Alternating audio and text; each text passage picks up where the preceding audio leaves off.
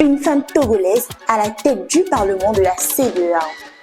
Les informations en temps réel sur l'actualité nationale et internationale, c'est avec nous sur Lomé Actu dans cette revue du 24 mai 2024.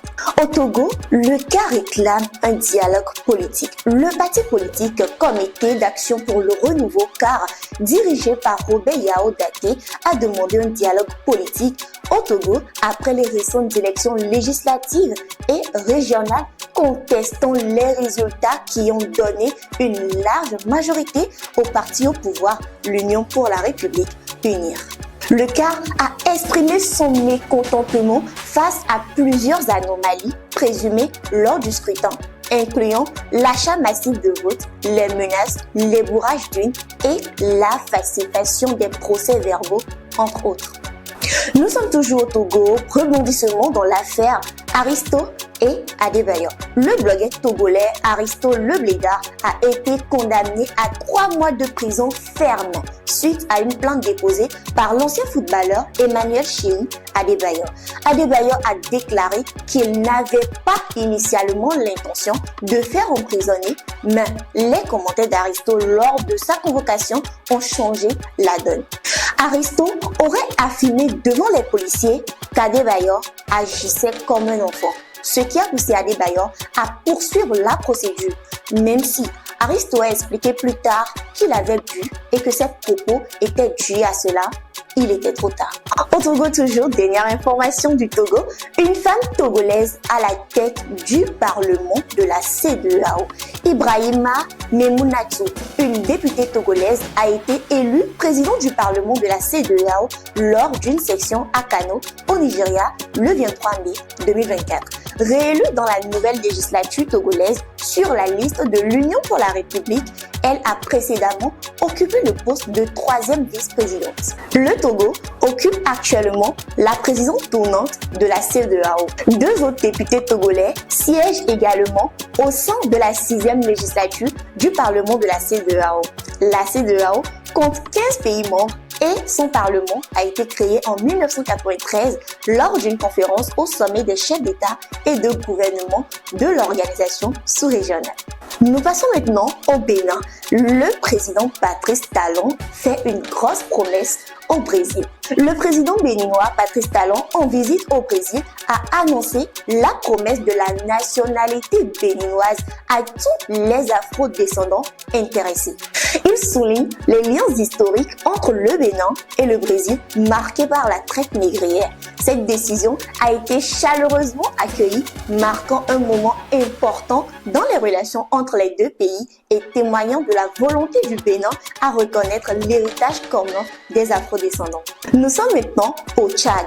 Mahamat Idriss Déby, fraîchement investi président du Tchad, a annoncé la nomination d'Alamaï Alima au poste de Premier ministre. Il fait de cette décision sa première nomination officielle après sa prestation de serment.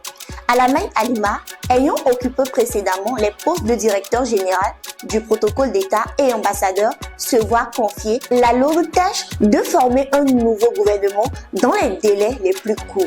Nous passons maintenant à l'Iran. Les premiers résultats des enquêtes menées sur la mort du président Ebrahim Raïssi. Le rapport préliminaire de l'enquête sur l'accident d'hélicoptère ayant coûté la vie au président iranien Ebrahim Raïssi indique qu'aucune activité suspecte ou interférence extérieure n'a été détectée. Les données montrent que l'hélicoptère présidentiel est resté sur la trajectoire prévue avant l'accident. Aucune preuve d'attaque n'a été trouvée sur l'épave et les communications radio entre l'équipage et les contrôleurs aériens étaient normales. Bien que les causes exactes de l'accident restent inconnues, l'AME suggère qu'il s'agissait plus probablement d'un accident que d'un acte criminel. Nous sommes maintenant en France. Le président Macron s'est engagé à ne pas faire passer en force la réforme pour dégeler le corps électoral en Nouvelle-Calédonie, tout en appelant à la reprise du dialogue entre indépendantistes et loyalistes. Il a également demandé la levée immédiate des blocages et des points de violence. Cependant, cet acte semble être resté sans réponse, comme en témoigne la persistance des barricades et des manifestations dans le quartier de Rivière-Salée, au nord de Nouméa, où les militants indépendantistes montrent la garde avec des machettes. La Russie annonce l'ouverture de ses ambassades dans 3 pays africains. La Russie s'engage à renforcer ses relations avec l'Afrique en ouvrant de nouvelles missions diplomatiques permanentes dans 3 pays. Il s'agit de la Sierra Leone, du Niger et du Soudan du Sud. Le ministre russe des Affaires étrangères, Sergei Lavrov, a annoncé cette initiative lors d'une réunion à l'occasion de la Journée de l'Afrique. Il souligne l'importance de soutenir la souveraineté des pays africains et de lutter contre les pratiques néocoloniales. Nous finissons avec le Nigeria. Un pasteur a été arrêté pour avoir refusé de rendre 1 million de naira qu'un fidèle lui a transféré par erreur. Le fidèle voulait initialement transférer 100 000 naira, mais il a malencontreusement ajouté un zéro par erreur. Malgré les demandes de remboursement, le pasteur a refusé, affirmant que la dîme ne se rembourse pas.